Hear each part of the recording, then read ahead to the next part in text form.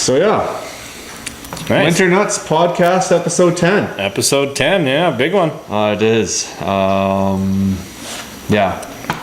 I slowed down on the podcast a little bit, and it's not so much that I meant to be releasing one or two every week, but at the start of it, I wanted to get a lot of content out, and that was just to kind of create that content, have it there for people to see right away, and then now that there's content on my playlist, I can slow down and just when we have time to do one, you know, sometime within one every 2 weeks, if that's what it is, and if I have more people lined up, one a week, and so it's been working out and Good, man. having fun with it. So, and that was kind of the point behind it, was to have a bit of fun.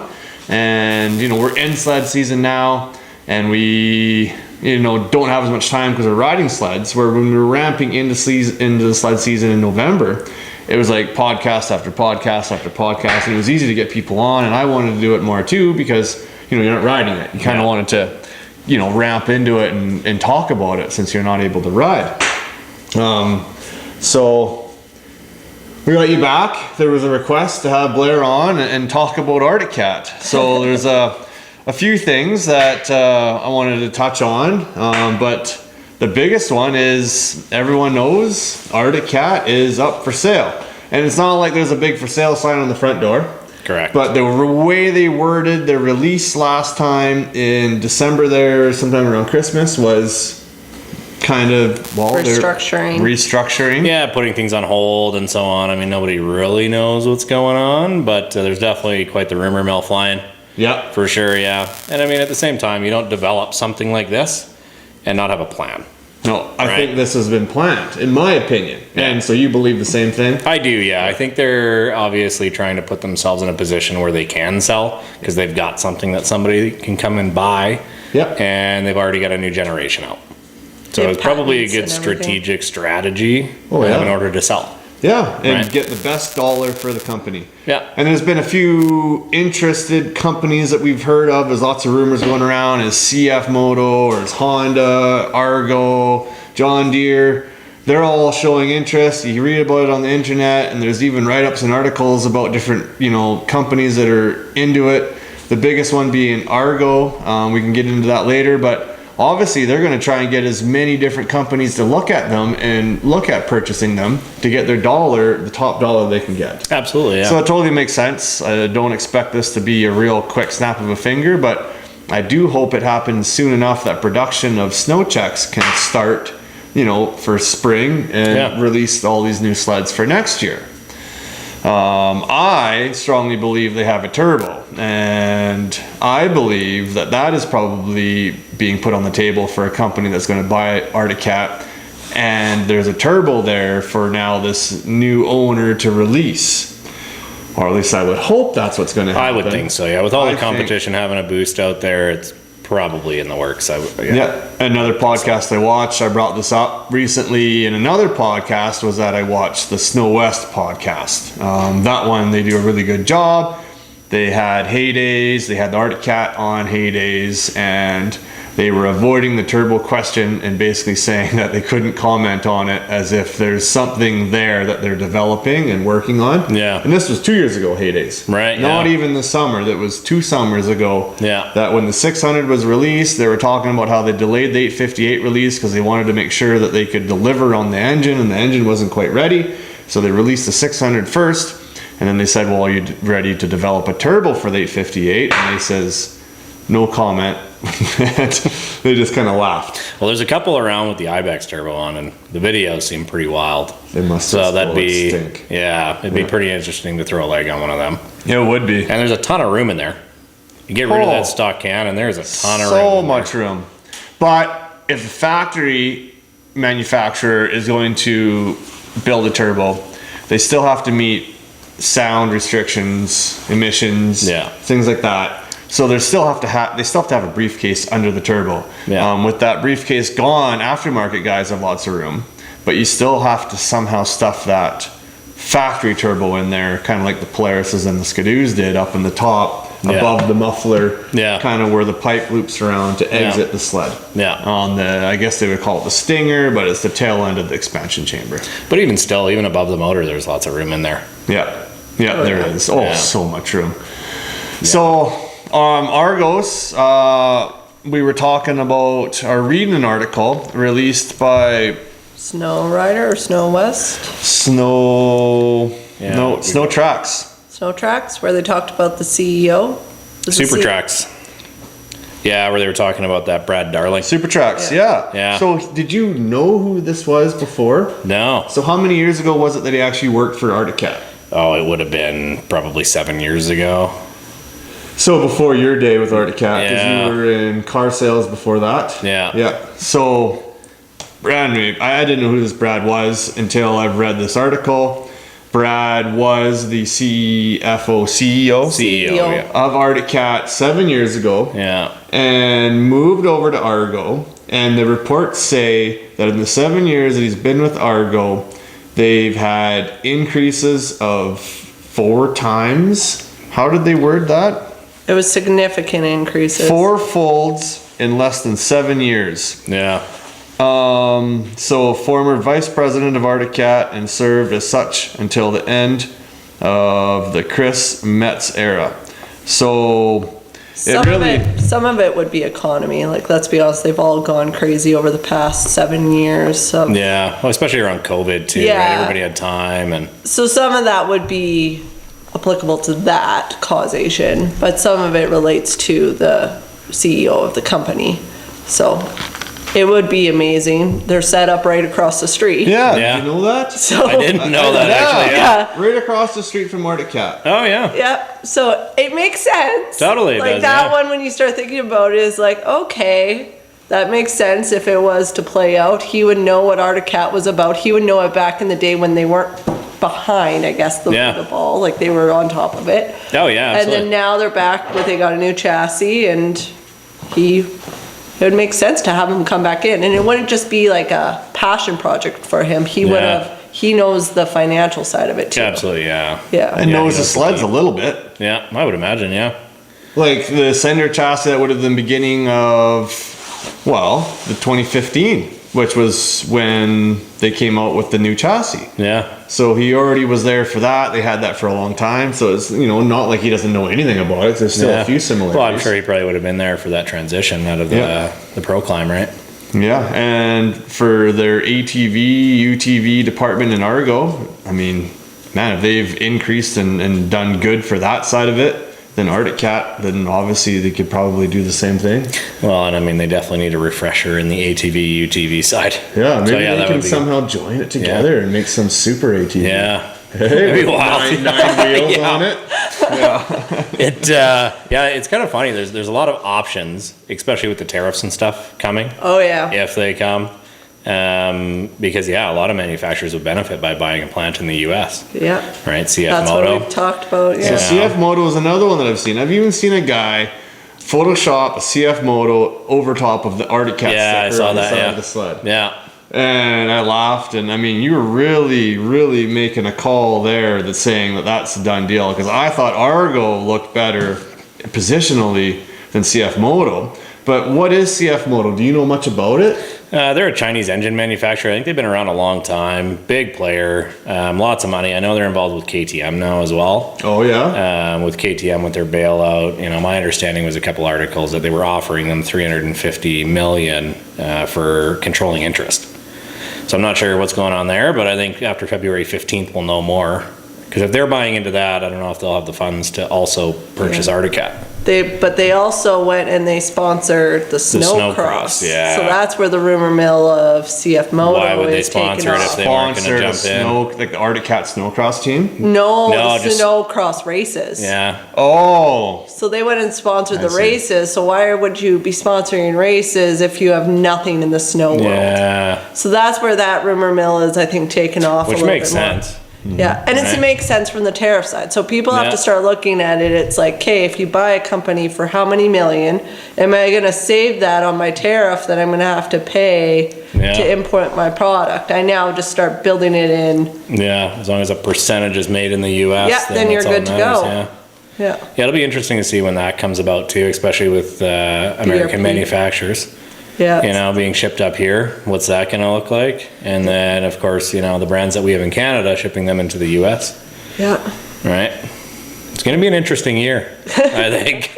And then another one you mentioned was Honda. Yeah. What happened to that? Did that kind of get put away, or do you think they're still? I'm not sure. So yeah, rumor was I actually dug around and I found the article, and Honda had made claims that they were going to be in the snowmobile world or in the snow world in 2026. But that article came out once and never came out again. Okay. So it might have been just a statement somebody made at some point, and that They're was going to make more snowblowers. Yeah. Here's to hoping, because we sold out this year, so. They are in the snow. They're going to come out of the snow world. Maybe they'll even come up with track. They already have tracked ones. Yeah, they already got tracked ones. Well, there you go. Yeah. Yeah. Couple big snowballs and we sell out of them, so it'd be nice to have some more. Yeah. Yeah. We have a whole bunch of snow and then it slows down. And So, as a dealer, how did this release in December affect sales for you?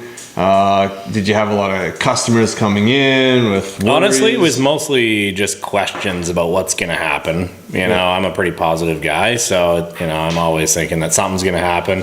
Cat's been around for a long time, so I don't see them just disappearing. Somebody will pick them up, and hopefully somebody does that has a passion for the industry and wants to grow it. Yeah. Rather than just some massive company that wants a tax the write-off. write-offs. Yeah.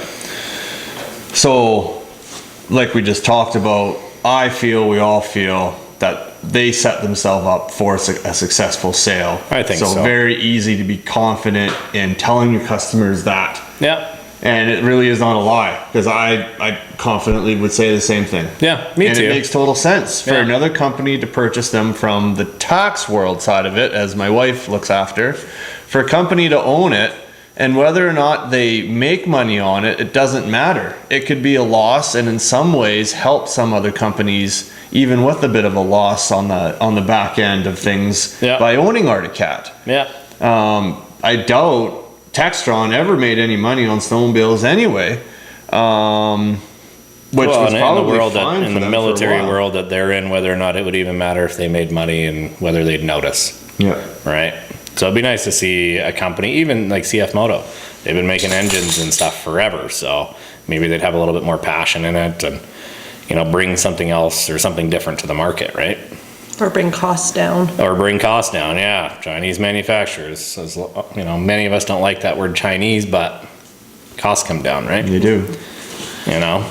So units were still selling after this release came out? Yeah, we're still selling. We've only got a few left. I was surprised, like we did a pretty decent size order. And then when that statement came out, no dealer was super happy about it. But, you know, we sold 3 last week. And, you know, they came in, they were gone, guys from coming out of town. We're one of a few dealers with inventory. Yeah. You know, I know there's a couple around here. I think they've still got a few left as well, but yeah.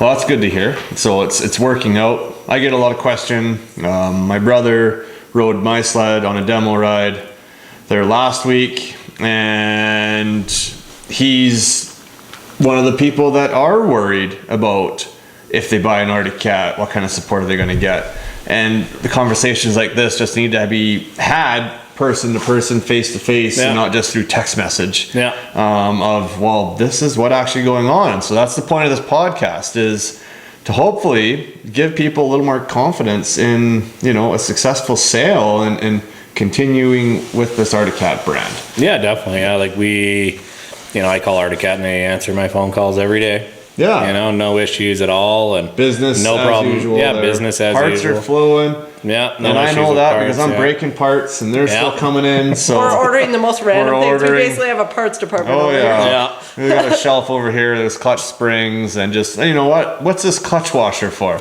I'm going to order it. It's 89 cents. When I get here, I have no idea what this little washer's for. Yeah, try it out. Yeah, because I mean, everybody knows that they do need a little bit of clutch work, but once one person figures it out and posts it online, then everybody else can try it, and away they go. Because I think with those 165s, they definitely require some clutching, right? They do. So I'll share a little bit of information here in case anyone is curious. So I did some digging online and found a secondary spring now. So I wanted a stiffer secondary spring to increase the engine RPM a little bit. You can do that by increasing the primary spring rate as well. The problem with that is it will then reduce the clamping force the weights have on the belt. So I didn't want to do that But for the long term, I wanted to increase the spring rate on the secondary spring. The stock spring in the driven clutch on both the 600 and 858 are a 180 240. I have now found a 180 260, which I think is perfect.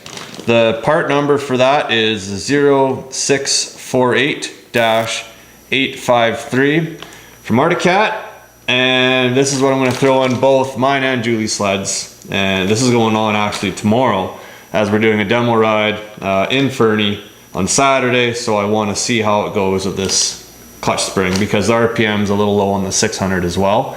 So it's kind of my fix for it. Besides doing a clutch kit, everyone go spend money on a clutch kit, and then that problem is solved. Yeah, I know Bikeman's got one ready for it. Yeah, they do. They're just, I don't think that we need to spend $500 right now on a clutch kit. Yeah. This is $21.95. Stickers right here. So I think this is the way to go if you want to just get something that works really well without having to break the bank for now. Ultimately, yeah, clutch kit may happen still, but for now I think it should work pretty good with that spring. We'll give that a try. Yeah. He'll ask me what the RPMs are, and I'll say I have no idea. It just goes forward. I'll have to ride and actually look down at the dash. Right. I'm not looking down when I ride. I'm looking at what I'm trying to not Well, I hit. asked Josh this on the last podcast. I'm like, hey, before you put that can on, what's your RPMs? Oh, I don't know. Like, you don't look down? No, he says. Like, what the heck? No one looks at the RPM? No! Just skis up, man. Yeah. I seen Muskoka just posted a video here the other day of the same thing. What's your track speed? And they're racing up the hill. Last week's video. And they both, him and Dawson Shafila both said, what was your track speed? And they both shrugged their shoulders. I don't know. And anyway, he had to take his camera and do a screenshot snippet of the dash to show what the track speed was. Right. I think it was like 78 kilometers an hour or something. But yeah, so no one looks down. No. And I always look down. Where am I at? Yeah, that sounds like she's zigging. Perfect. Right. Look, yeah, it is. I know. I'll run that GPS. Like when we went out, set the track, so I know where I'm going because I have no idea. Just following, and I didn't even look down either. No. I just get home, download it to my phone, and then I can see where I was. Yeah, this would be cool to try all that on your sled. Yeah. Kind of learn. I got a lot of learning to do with that. Yeah. And one question I had for you was if the service manual is different from the green one to the blue one, being that you have the plain screen versus the bigger screen. Sled-wise itself, The sled's the same. the sled's the same, But yeah. now will there be an instruction manual that has to go with that screen of any kind? Yeah, I think Garmin's got a little Garmin Tread manual for it itself. Okay. So And honestly, like there's actually a help button inside the actual thing. It's actually pretty cool with all the little stuff. And most of that stuff a guy, on a sled's never going to use. But, if you're a hunter and you've got one, you can follow your dogs. Yeah. You can pair it to your dogs. Any device, Garmin watch, you can kind of pair it all, which is pretty cool. Yeah. Are you allowed to say what's happening with that one? People might be excited about that. Oh, yeah. I'm actually going to do an Instagram post soon. I was going to wait until Saturday. Not this one. Yeah, the green one. The green one. I was going to wait till Saturday, so I'm going to do a one? Facebook post. I'm going to share that as well. Yeah. I think it'll actually help on the Alberta Sledders page. I was going to share one of those really good photos I have of the sled. Yeah. That, hey, this is the first 858 in your rental fleet. It is, yeah. So this sled has been problem-free. The only problem is me being picky with my clutching RPM. So it's going back But to nobody stock. else keeps track of it. No one else keeps track of it. But anyway, it's been a problem-free sled, so you're gonna get that into your rental fleet. It is, yeah. We get asked all the time. Everybody wants to try one. Yeah. So we're gonna fire it in the rental fleet and Well, it makes give total everyone sense. a chance. Nobody has one in a rental fleet. No. So the only time anyone can try one, like this weekend, we'll be at we'll have our demo. But yeah, that'll be the only option for that, which I think will be really good. We do really well with our rentals out of Fernie, with everybody coming in from out of town. So yeah, guys I are think it'll be coming awesome. from Edmonton, Saskatchewan, Calgary. They're not as far away to go home, but even still, if your sled breaks down, you don't want to always have to just, my trip's done, I'm going home. Yeah. Well, wait, Ghostrider Motorsports rents sleds. Yeah. Why don't I just rent a sled for the next 2 days, save everybody from going home with me, and we still have fun and make a trip out of it. Yeah. So you are in the perfect position to successfully rent sleds in Fernie. Yeah. And now you have the 858, and I think it'll work out great. I think it's a great idea. Yeah, we've done great with the, we've got last year's M8s in. We've got 2 Catalyst 600s in that fleet as well, and they rent out really well. So I think everybody will be pumped with the 858 in there. I feel like people will be fighting over it. Oh yeah. You're gonna have to keep that thing in the door. I know, and honestly, if it goes well, I'll throw another one in as well. And when they first came out, we were unsure because I didn't know if I would just sell out of them. Yeah. Now we've got a few, so why not? Why not? Why not? Right? Yep. We are an Arctic Cat dealer, so let everyone try it out. At least you can take it and you try it out. If you love it and you want to buy one, then I'm not even going to charge you for the day rental. Yeah. That makes sense. Yeah. So actually I have a buddy that I'm talking to right now about your wicked Yamaha deals that are coming out. Yeah. Okay. So he says, well, hey, I really wish I just could get out and ride with you. I'm not doing any home rentals right now. Well, this is Taylor. So you met him. And like, yeah. I'm like, he's like, you think I could rent a sled off Blair? I'm like, of course you could rent a sled. And then I was like, but just so you know, these Yamaha sleds are priced to go. And they're 2024s. I sent him the picture of the sled that I have. And he's like, man, that thing actually looks good. I'm like, yeah. They were great sleds. I mean, oh yeah, they're still a great sled. For the price that they're going to be going for, I think you'll be selling those a lot too. So he says, well, I said to him, I said, I'm sure if you're in the market to buying one, you'll be able to take it out for a test ride for the day. Because I still have some Yamaha rentals in the fleet. Yeah. And that price will blow everyone away. And as soon as we post it, I'm just waiting for the confirmation email from Yamaha that'll let me sell it for that. Yeah. Because it's crazy. And as soon as I do, I'll let you know and just post it on your social media. Oh yeah, totally. And like I said, they'll be gone because 800s have never sold so cheap. No. Yeah. Straight up. And to have people that have ridden these sleds for, well, it's been quite a few years with the Alpha One. Yeah. And a lot of guys really enjoyed them. They're still a good sled. So the Yamaha Mountain Max is still a great sled. For this price point, you won't be able to beat it. Yeah. I mean, the 2024, maybe Skidoo 850s are maybe a bit better of a sled, or the Polaris 850 is a bit better of a sled. But they're going to still be $18,000 for a brand new 2024. Oh yeah, minimum, yeah. So to get this for the price you're going to be able to get it for, wait till this price comes out. People are going to definitely be jumping at this one. I expect you to sell most of them. Yeah. And I'm sure Yamaha will even have a few extra if you keep selling them. Yeah, well, it's I think we've got about 12 in total. That'll include basically Yamaha stock as well. And they're just gonna go. So whoever picks one up is gonna get a smoking deal. Perfect. They'll never lose on it. If anyone wants to know that price before it's released, I'm sure if you call Ghostrider Motorsports, ask for Blair, I'm sure on a phone conversation that price can be negotiated. Yeah. And talked about there. Yeah. Before the Yamaha actually gives the verification on it for the public release on that. Exactly. Yeah. Yeah. Yeah. Which will be awesome. Yeah. Looks like they're auctioning off the last Yamaha. They are. Yeah. Oh. Saw the crate and the. Yeah, it's cool, right? It's a short track, isn't it? Yeah. Yeah. So big sidewinder. The sidewinder, yeah. Yeah, it's their last one. It's cool. They didn't like this toy crate. Yeah. It's pretty cool, yeah. They'll just sit in somebody's back of their shop and. 100%. I wonder how much that'll sell for. I see it going for pretty good in the sense that somebody will just love it, like Randy Swinton or something like that. That you'll have a Yamaha guy. I don't even know if Yamaha would let them buy it. Well, I guess maybe they would. 30 grand, I guess. Yeah. I'll make a guess right now. 30 grand for that sidewinder. You know what? I think it's probably gonna be more. I think it's gonna be 48. 40? Yeah, I think 48? it'll be in between. Yeah, probably 36 and 40. Somewhere in there, I think. I guess we'll see what it We'll goes see. Yeah. Yeah. So- for. Are we I can't going remember with the date. taxes after taxes? Depending on what province you're in, I guess. Yeah. Yeah. If you're in Alberta, it's not so bad. No. You touched on this demo thing that's going on this weekend. So elaborate, and that's the Fernie Snowmobile Club's demo ride and avalanche awareness day. It is, yeah. So we have all 3 snowmobile manufacturers, because Yamaha no longer, well, I'm sure you guys will have a Yamaha up there if someone wanted to ride one. Yeah, you know what? I did bring one to Fernie. So all 4 Yamaha manufacturers, You mean all 4 snowmobile? Yeah. snowmobile manufacturers, yeah, all manufacturers, all 4 snowmobile manufacturers will be there. Yeah. You will have 2 of them. Yeah. But anyway, so Arctic Cat will be there. You'll have your tent set up. We'll have a Skidoo. Yeah. What dealership Skidoo? Do you know? A&E out of Medicine Hat. Okay, and then there's a Polaris. Yeah, Yeah. Polaris, I think, is Mountain Toys Yeah. out of Cochrane. Okay, Yeah. so Yeah. all 3 of them are gonna have tents set up. We're gonna have demo sleds there. Yeah, they got lunch going on. Like last year was wild. There was so many people there. It looked busy. Yeah, by the end of the day when everybody was there, we couldn't even get our track side by side out of there. There was so many people that we couldn't even get it out. Wow. We had to wait till people They left. probably have to do a double groom on that throughout the day.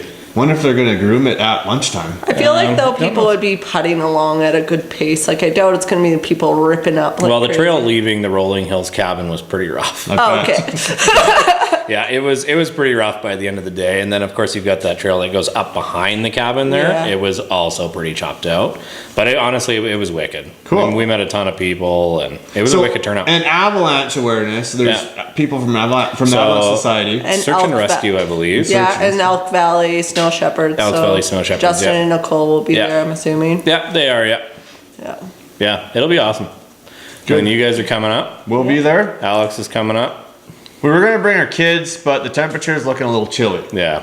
So daytime high of -13, probably -15 up in the hills. That Yeah. means the morning's still gonna be -20. Yeah. It's gonna be cold, so be They better prepared. have that cabin warm. Cabin though. Oh, it'll Cabin be warm, will be yeah. ripping. I think Justin and Nicole said they were leaving the parking lot at 9.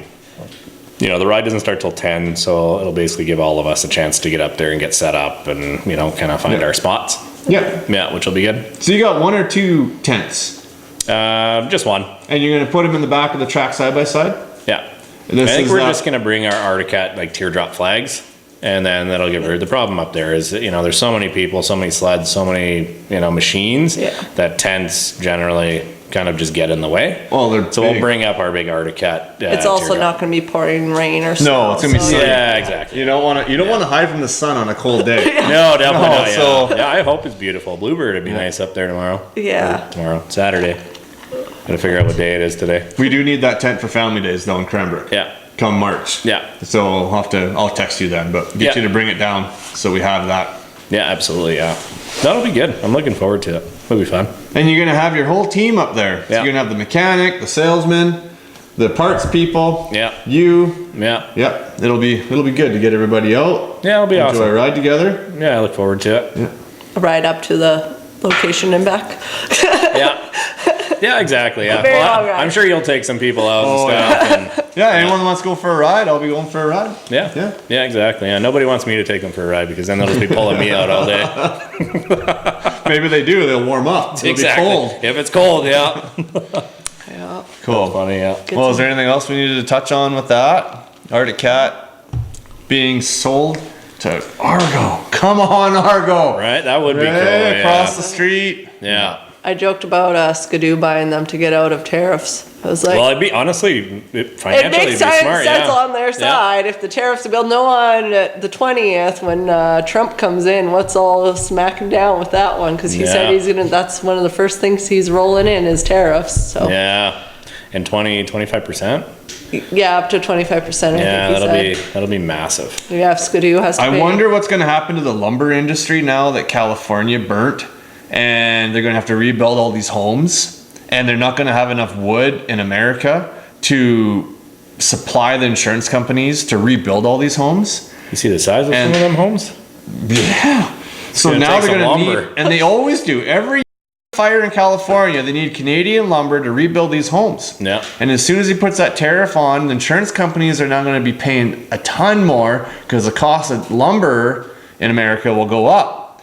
So this may be the chance for whoever is in charge of our country now to Do we even know? hopefully Does anybody even know who's in charge? jump on this tariff thing and axe it. Yeah. Like, I hope they don't miss this chance because this is the chance to not have the tariffs put in. And that's, hey, you guys want wood? Well, we got wood. But they even said with oil, how that's going to play because of how much oil they pull from Alberta. Yeah. And yeah, it's going gonna be interesting. And electricity in Ontario. I didn't know that so much electricity. I kind of knew because like my grandparents lived in Ontario. We sell so much electricity over in Ontario, and it's Doug Ford, isn't it? Doug Ford. Yeah. Basically, like, well, screw you, U.S. We're just gonna cut you off. If you're gonna put a tariff on, we'll cut you off. And so they're trying to get Alberta in on this too, and Alberta's saying no, and we're not gonna cut them off. We can't cut them off. Well, and I think BC supplies most of the power for California. Well, I wouldn't be surprised. Yeah, something like that, yeah. Does that mean that the Kookanusa will be really high because they won't be pulling it through the... Oh, it would, yeah. Longer boating season. Yeah. Earlier and longer. Yeah, because they won't be able to pull the water. Yeah. So we won't be able to sell it. Maybe the logs won't be so bad in the spring. Yeah, this fluctuation in the lake will be better. Yeah. Okay, guys. Awesome. Well, thanks for coming in. Thank you. Like I said, we want to touch on this, and Yeah. this gets the 10th one out of the way, and Totally. we move on to number 11. We got big things planned. Hopefully it all works out here with another friend of ours, and do another podcast. And then we got some friends coming down from Ontario, so that'll be hopefully number 12, and do a podcast that just shows, what do people do that are traveling from Ontario? How much money do they got to spend to come ride in BC, and talk about that. So big things to come. Yeah. So that's the future of Winter Nutz podcast. I like it. Thanks everybody. Hit the subscribe button please, and we'll see you on the next episode.